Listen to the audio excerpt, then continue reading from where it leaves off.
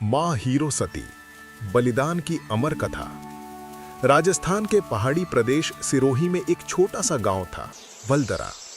चारों ओर सूखे पहाड़, गर्म हवाएं और बीच में हरे खेतों का एक टापू जैसा ये गांव। यहाँ रहने वाले चारण सरदार अपनी वाणी, स्वाभिमान और वीरता के लिए प्रसिद्ध थे।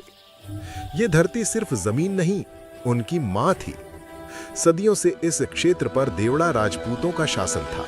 ये गांव उन्हें जागीर में मिला था और वे इसे धर्म और निष्ठा से संभालते थे।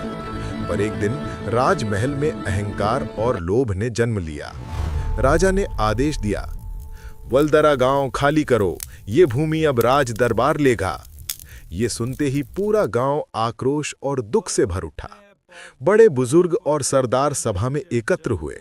किसी ने रोष से कहा, हम अपनी धरती छोड़कर कहां जाएंगे? ये भूमि हमने धर्म से पाई है, किस अधिकार से इसे छीना जा रहा है? आखिर सबने एक स्वर में निश्चय किया, हम केसरिया करेंगे, युद्ध करेंगे और अपने प्राण इसी मिट्टी पर न्योछावर कर देंगे। मां हीरो का जागरण।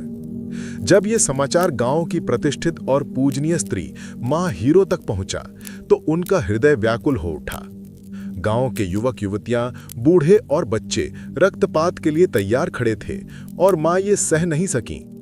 वो सीधे गांव की अधिष्ठात्री मां हरिया के मंदिर में गईं और आंसू बहाते हुए अरदास की, मां, मेरे बच्चों को बचाओ, हमारी धरती की रक्षा करो।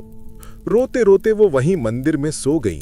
तभी एक दिव्य प्रकाश उतरा और देवी का सौम्य रूप उनके सम्मुख आ खड़ा हुआ। देवी ने कहा, डर मत बेटी, मैं तेरे साथ हूं। तू सती होना, 9 लाख शक्तियां मिलकर उस अधर्मी राजा का विनाश करेंगी। मां हीरो नींद से जागी, पर मन में संशय था। क्या यह स्वप्न था या मां का आदेश? वो घर लौटी और मक्की की गर्म राबड़ी बनाने लगी। तभी उबलती राबड़ी का छींटा उनके हाथ पर पड़ा, पर आश्चर्य, वो ठंडा लगा। उन्होंने हाथ सीधे राबड़ी के भीतर डाल दिया, फिर भी कुछ नहीं हुआ। फिर उन्होंने जलते चूल्हे में हाथ डाल दिया, पर उनकी त्वचा अक्षत रही।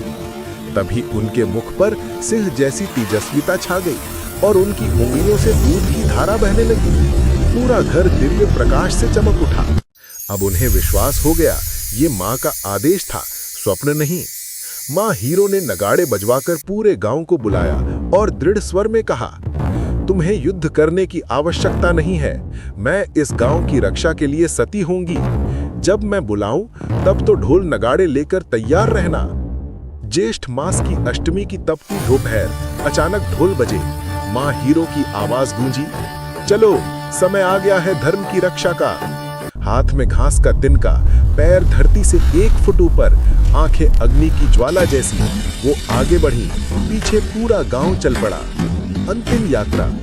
लगभग 5 किलोमीटर दूर कोमा गांव की सीमा पर कुछ सरदार उनके चरणों में झुक गए और पगड़ी अर्पित कर बोले, मां, हम भी तेरे पुत्र हैं, हमारी भी रक्षा कर। उनकी भक्ति से द्रवित होकर मां वहीं ठहर गईं। वो ध्यान की मुद्रा में बैठ गईं और आकाश की ओर देखा। 9 लाख शक्तियों, आओ। अचानक उनके दाहिने पैर से अग्नि की ज्वाला उठी और वो अग्नि में समा गईं। अग्नि में लिपटते हुए उनकी अंतिम आवाज गूंजी, हे अधर्मी राजा, तेरा नाश होगा, 9 लाख शक्तियां तेरा भक्षण करेंगी। कथा का अंत, अमरता की शुरुआत। मां हीरो सती अग्नि में विलीन हो गईं, पर वलदरा बच गया।